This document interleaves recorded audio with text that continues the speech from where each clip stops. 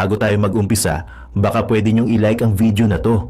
Malaking bagay ang like sa aming mga content creators. Maraming salamat po.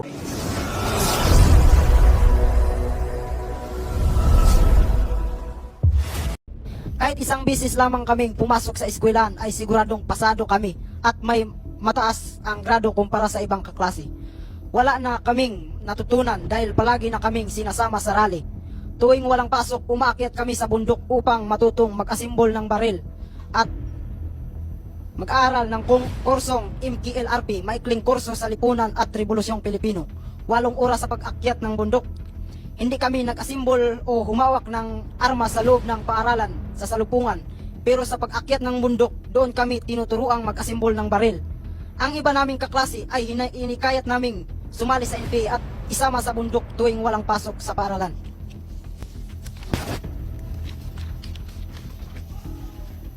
Ako ay na-recruit sa loob ng Salupungan School at aral din sa MISP, Mindanao Interfaith Service Foundation Incorporated. Sa edad na 7 taong gulang noong 2011, inumpisahan nila akong inindoktrinahan. Pumasok ako sa Salupungan noong taong 2011. Sa taong 2016, sumali ako sa Bakwit at Manilakbayan. Yung pong napanood ninyong maikling video kanina ay bahagi ng trailer ng pelikulang Tupog Imatoy sa pagpatay o sa English The Right to Kill. Kasama po siya sa kampanya na anti-militarisasyon, propaganda at pangangalap ng suporta sa ibang bansa. Sa katunayan ay nakasali po ako sa 3 pelikula at 2 music video. Ngunit wala man lang akong natanggap na kahit piso bilang kabayaran.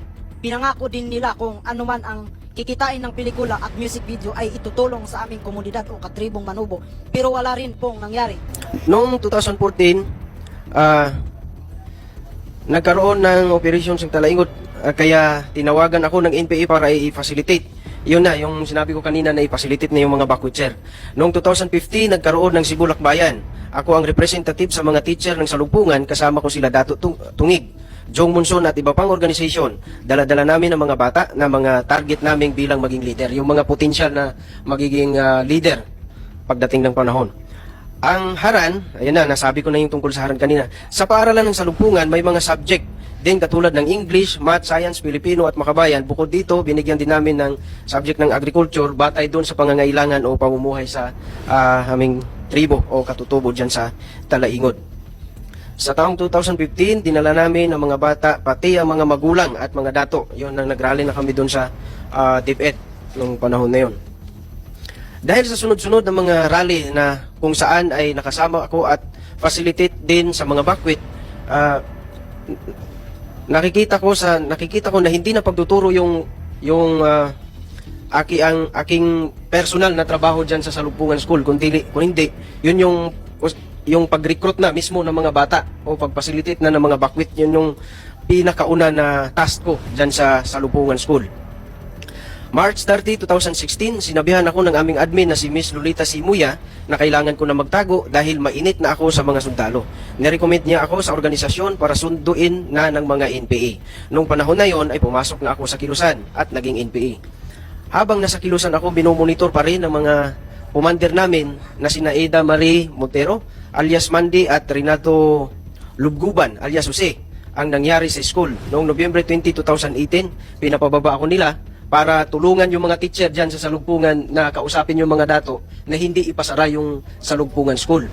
Pero yung mga dato doon ay hindi na nakinig sa amin, kaya yun na ang nangyari doon. Si Ma'am Negi Nolasco ang principal ng Salupungan ng mga time na yun. Nag-meeting kami, nagplano kami kung paano namin ipalabas yung mga bata na andun sa mismong sitio. Ang plano doon, ilabas yung mga bata, dalhin doon sa haran. Sabi ni Ma'am Negi, wag tayong matakot kasi may susundo naman sa atin. Ang susundo sa amin si Franz Castro at saka si Satoru Campo. Yun yung susundo sa amin ng mga time na yun.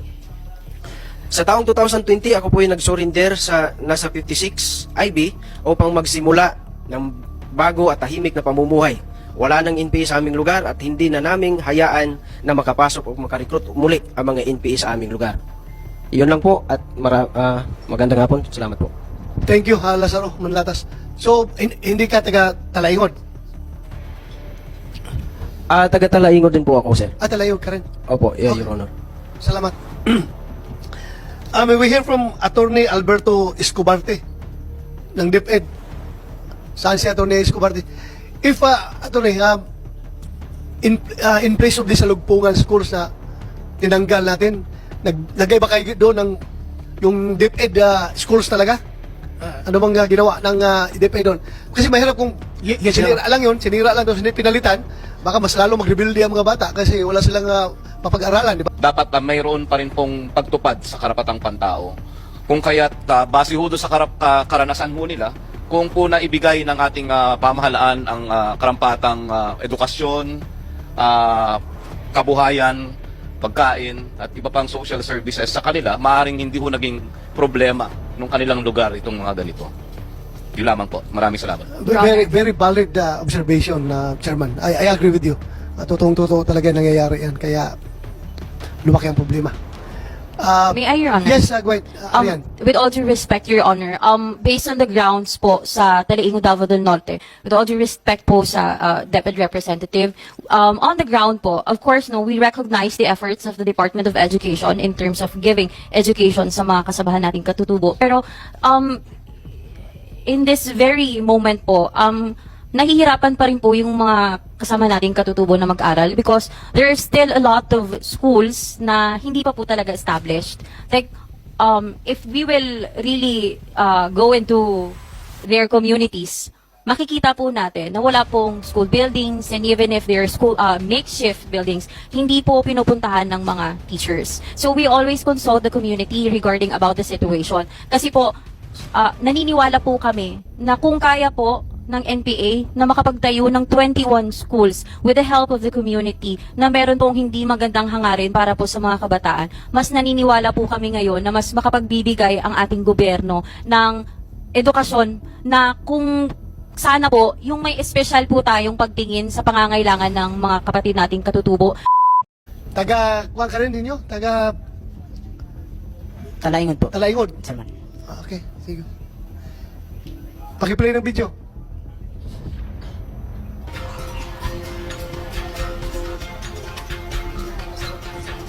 Nandito tayo. Yan lang po. Ako po si Henyo Him, 20 years old po. Pinanganak noong June 2, 2004, nakatira sa Chitio Pongpong, Barangay Dagohoy, Talaingon, Davao del Norte. Nanadire. Kasalukuyang nag-aaral sa Santo Niño National High School, grade 12. Dumating ang mga NPA sa aming lugar at nagpatayo ng paaralang sa Lugpungan, Chitio Pongpong, Barangay Dagohoy, Talaingon, Davao del Norte. Libre ang lahat kasama na ang gamot, sabon, pagkain at matutulugan. Tinayo nila ang eskwelahan dahil walang paaralan at guro sa aming sityo. At itinayo ang CTCSM, Community Technical College of Southeastern Mindanao Incorporated. Pinagbilang lamang ako ng simpleng arithmetic bilang admission test sa pagpasok ko sa grade 6. Ako ay nag-aral sa STTICLC o Salupungan Tatano Ikanugon Community Learning Center Incorporated. Nag-grade 1 ako sa Nasilaban Elementary School at pagkatapos noon ay tumigil na rin ako sa pag-aaral. Noong 2015, sa edad ng 11, ako ay pumasok sa Salupungan sa aming sityo Pongpong, Barangay Dagohoy. Sa ika-6 na baitang, pagkatapos ng assessment test, ang aming punong guro ay si Ginang Niraya, principal ng STTICLC. Si Ma'am Charlene Sawit, isang volunteer teacher, ang aking Filipino teacher, at si Sir Lazaro, nandito ngayon sa ating harapan. Manlatas ang aking guro sa Araling Panlipunan. Abakada ang unang ituro sa amin ng aming mga guro, at kapag natuto na kaming magsulat, magbasa at magkwenta, ay tuturuan na nila kaming magalit sa gobyerno sa pamamagitan ng tanong na, bakit may mahirap? Bakit hindi makakain ng 3 beses sa isang araw? Sir Marcial Rendon, isa ring guro. Minsan masaya sa aming eskwelahan dahil mayroon kantahan, revolusyon song, at itinuturo din ang katutubong sayaw habang may hawak na piking armas. Si Kaylo Buntulan ay aking tiyuin at leader ng vice chairman ng Pasakaday sa Lupungan, Kalimudan, kung saan kami ay isinasama sa Maynila upang mag-rally, at siya ay namatay sa isang engkwentro noong 2019 sa Barangay Kipilas, Kitaw-Taw, Bukidnon. Kahit isang bisis lamang kaming pumasok sa eskwelahan ay siguradong pasado kami at may mataas ang grado kumpara sa ibang kaklase. Wala na kaming natutunan dahil palagi na kaming sinasama sa rally. Tuwing walang pasok, umaakyat kami sa bundok upang matutong mag-asimbol ng baril at mag-aaral ng kursong MKLRP, maikling kurso sa lipunan at Rebolusyong Pilipino. 8 oras sa pag-akyat ng bundok. Hindi kami nag-asimbol o humawak ng armas sa loob ng paaralan sa salupungan. Pero sa pag-akyat ng bundok, doon kami tinuturuang mag-asimbol ng baril. Ang iba naming kaklase ay inikayat naming sumali sa NPA at isama sa bundok tuwing walang pasok sa paaralan.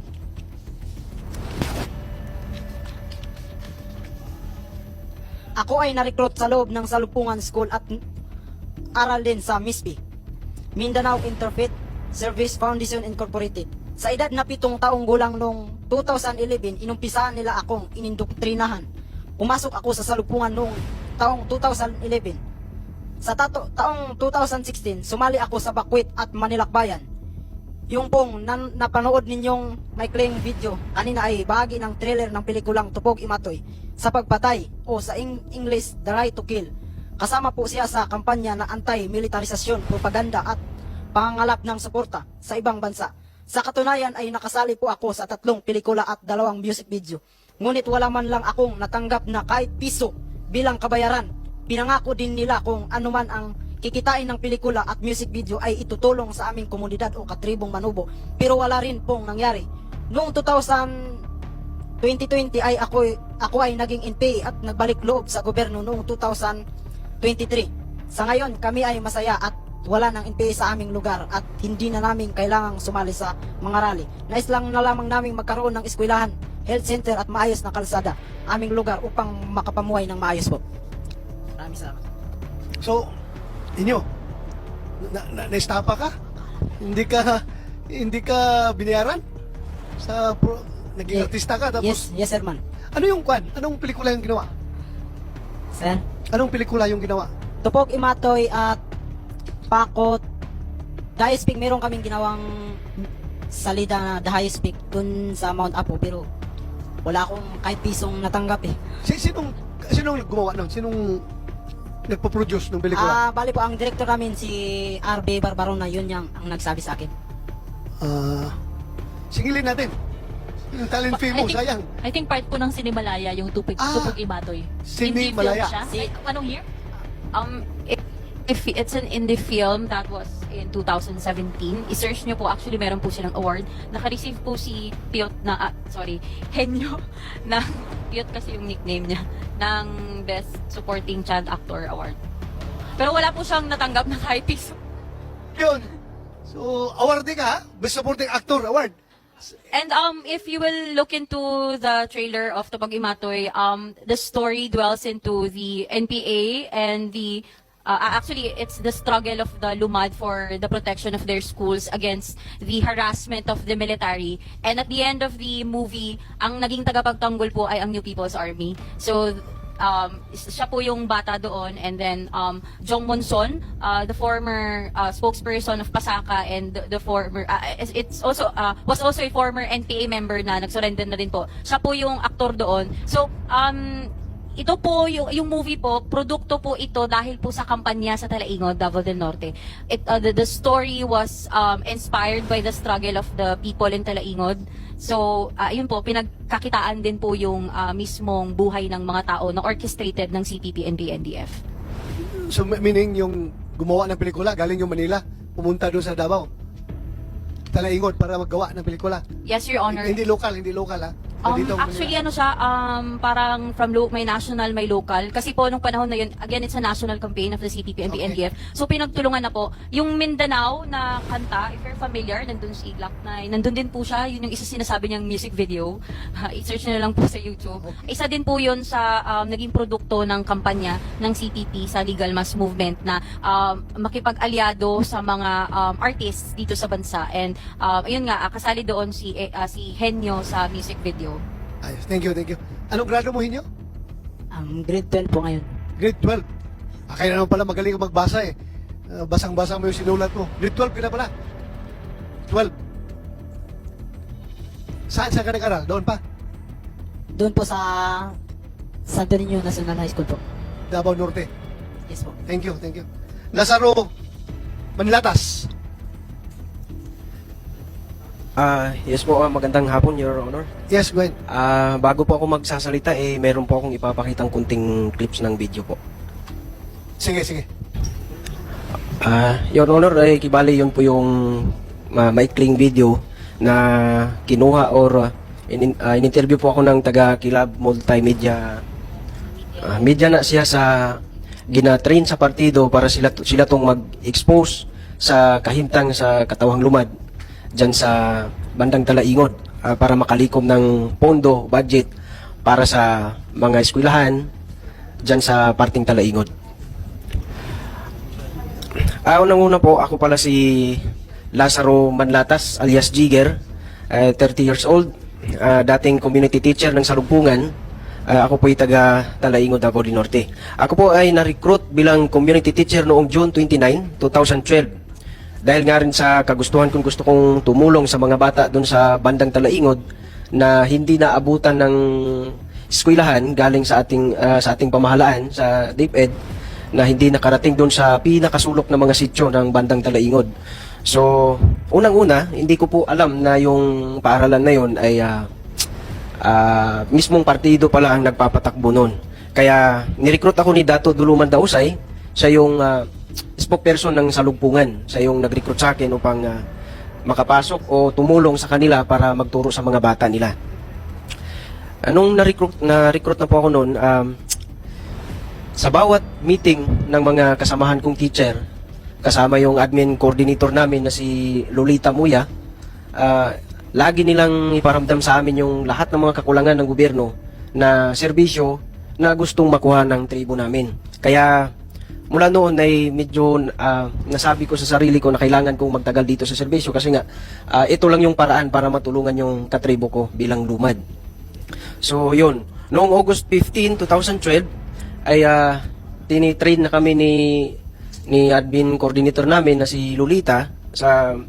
Tinitrain kami paano kami magturo, ano yung ginagamit namin na yung mga module, yung mga paraan paano magturo ng mga bata. Tapos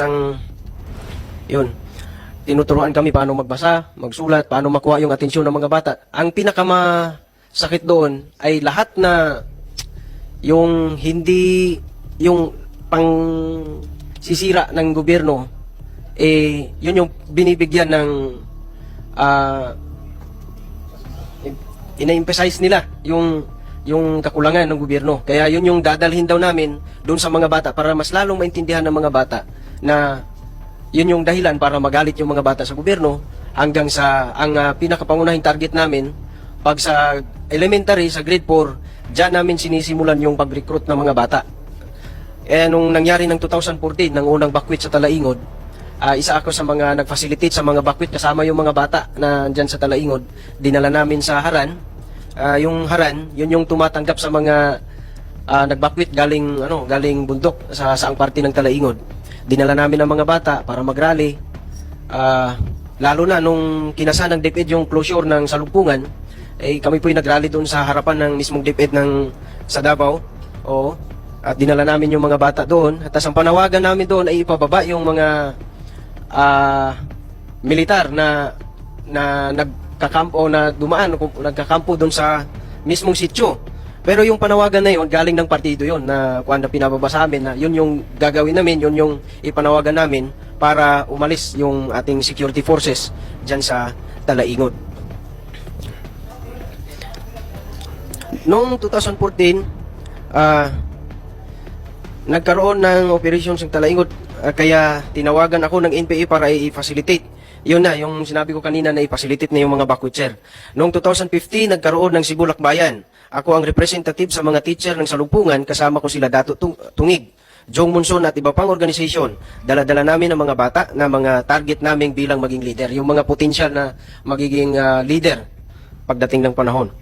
Ang Haran, ayan na, nasabi ko na yung tungkol sa Haran kanina. Sa paaralan ng Salugpungan, may mga subject din katulad ng English, Math, Science, Filipino at Makabayan. Bukod dito, binigyan din namin ng subject ng agriculture batay doon sa pangangailangan o pamumuhay sa aming tribo o katutubo dyan sa Talaingod.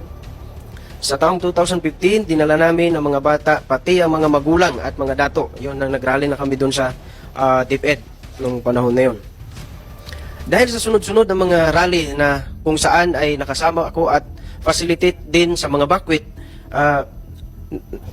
nakikita ko na hindi na pagtuturo yung ang aking personal na trabaho diyan sa Salugpungan School, kundi yun yung pag-recruit na mismo ng mga bata o pag-facilitate na ng mga bakwit. Yun yung pinakauna na task ko diyan sa Salugpungan School.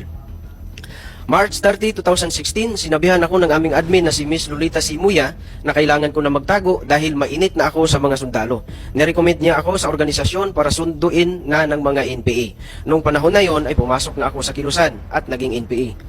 Habang nasa Kilusan ako, binomonitor pa rin ng mga commander namin na sina Eda Marie Montero alias Mandy at Renato Lubguban alias Jose ang nangyari sa school. Noong Nobyembre 20, 2018, pinapababa ako nila para tulungan yung mga teacher dyan sa Salugpungan na kausapin yung mga dato na hindi ipasara yung Salugpungan School. Pero yung mga dato doon ay hindi na nakinig sa amin. Kaya yun na ang nangyari doon. Si Ma'am Negi Dulasco ang principal ng Salugpungan ng mga time na yun. Nag-meeting kami, nagplano kami kung paano namin ipalabas yung mga bata na andun sa mismong sityo. Ang plano doon, ilabas yung mga bata, dalhin doon sa Haran. Sabi ni Ma'am Negi, wag tayong matakot kasi may susundo naman sa atin. Ang susundo sa amin si Franz Castro at saka si Satoru Campo. Yun yung susundo sa amin ng mga time na yun. Sa taong 2020, ako po ay nag-surrender sa nasa 56 IB upang magsimula ng bago at tahimik na pamumuhay. Wala nang NPA sa aming lugar at hindi na naming hayaan na makapasok o makarecruit muli ang mga NPA sa aming lugar. Yun lang po at magandang hapon. Salamat po. Thank you, Lazaro Manlatas. So, hindi ka taga Talaingod? Taga-Talaingod din po ako, sir. Talaingod ka rin? Opo, Okay. Your Honor. Salamat. May we hear from Attorney Alberto Escobarte ng DepEd. Saan si Attorney Escobarte? If, Attorney,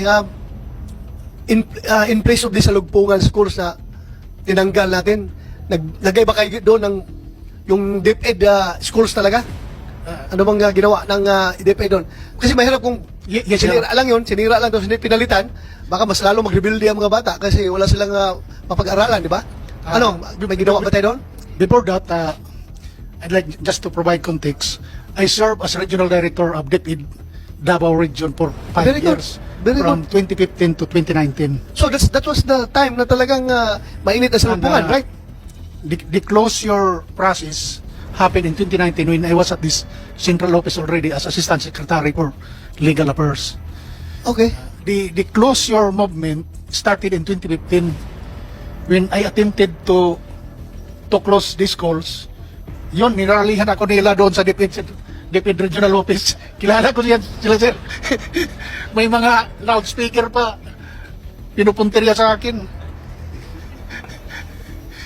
So, I'd like to confirm that the 55 Salugpungan schools have been permanently closed already.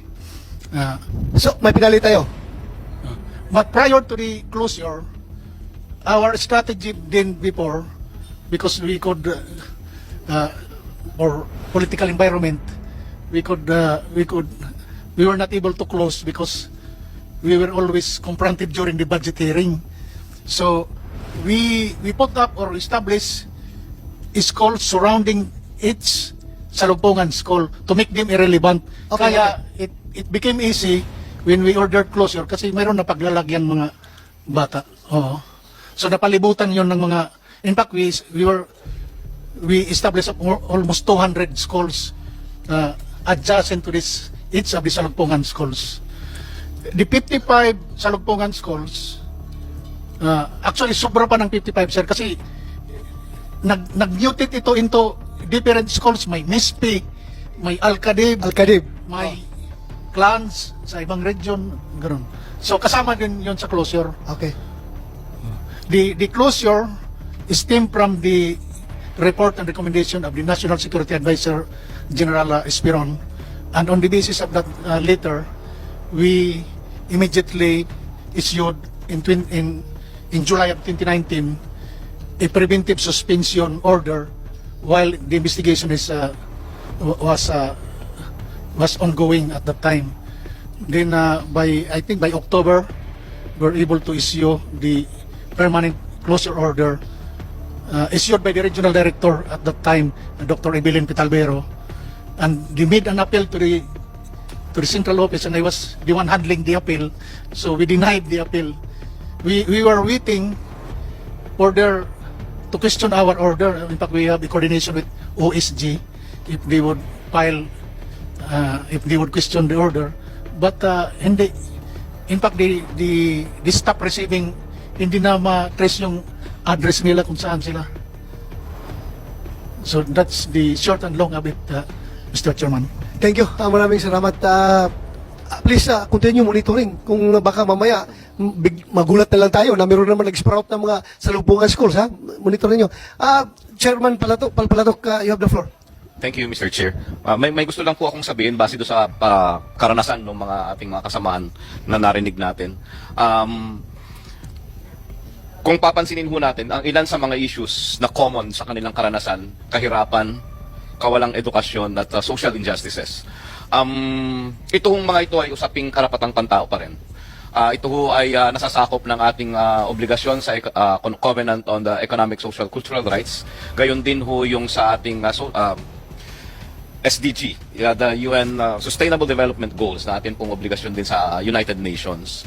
Ngayon po, ngayong pinag-uusapan po natin itong radikalisasyon at ito ho, maaari ang isa sa mga ugat ng problemang ito at gusto ko lang pong i-highlight ang estratehiya na ipinropose sa UN and ASEAN. Yun pong pagtugon sa problema ng radikalisasyon at violent extremism ay dapat mayroon pa rin pong pagtupad sa karapatang pantao.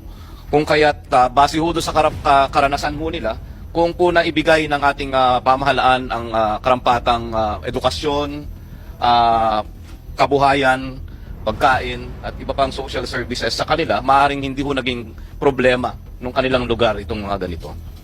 Yun lamang po. Maraming salamat. Very valid observation, Chairman. I agree with you.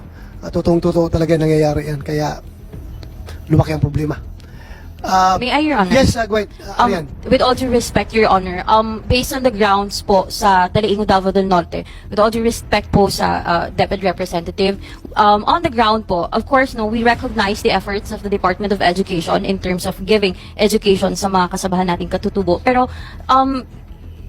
in this very moment po, nahihirapan pa rin po yung mga kasama nating katutubo na mag-aral because there are still a lot of schools na hindi pa po talaga established. Like, if we will really go into their communities, makikita po natin na wala pong school buildings, and even if there are school makeshift buildings, hindi po pinupuntahan ng mga teachers. So we always consult the community regarding about the situation. Kasi po, naniniwala po kami na kung kaya po ng NPA na makapagtayo ng 21 schools with the help of the community na meron pong hindi magandang hangarin para po sa mga kabataan, mas naniniwala po kami ngayon na mas makapagbibigay ang ating gobyerno ng edukasyon na kung sana po, yung may espesyal po tayong pagtingin sa pangangailangan ng mga kapatid nating katutubo. Because one of the reasons po, why is it that mahirap pong makapagtayo ng school buildings or why is it na wala pong nakapagtuturo doon sa bundok? Because we are following the standards po na kung saan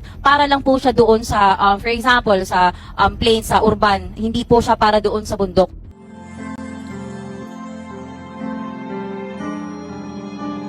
Melody ng song. Ang bayan ko'y pinagpala pagkat sa aming pinigay ang isang biyaya na mag-aahon sa hirap at dilim ng kahapon at sa bawat Pilipino'y magtatanggol sa bayan ko dating laganap, pang-api at dusa sa aming mga mahihirap.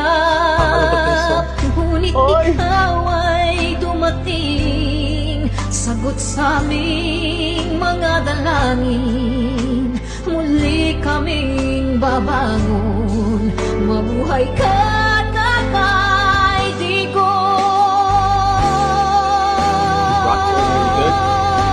Ama, maraming salamat. Aming mga mata'y minuhulat, gawain ng masasamay iyong isiniwalat. Ikaw lang ang pag-asa naming lahat.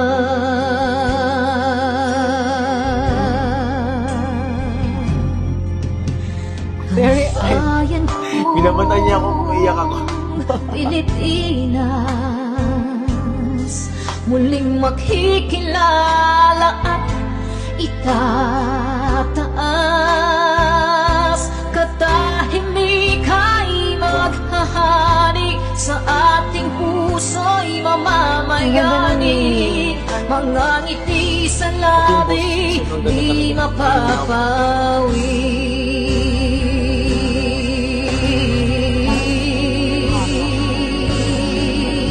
The breathing though. Mabuhay ka, Tatay Digong. Maraming salamat. Ang malasakit sa Pilipino ay walang kasing tapat.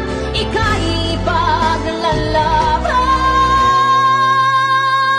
ng iyong mga anak. Tunay kang biyaya sa bansang Pilipinas.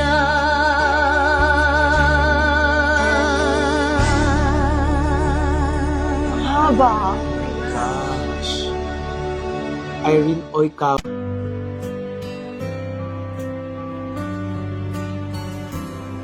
Ang bulong ay kumalat na, isa ang nais nila, isigaw ang nadarama. Pilipinas muling magsama-sama. Pilipinas, Duterte pa rin ang tunay na nagmamahal sa atin. Laban niya ay laban natin. Pilipinas, Duterte pa rin.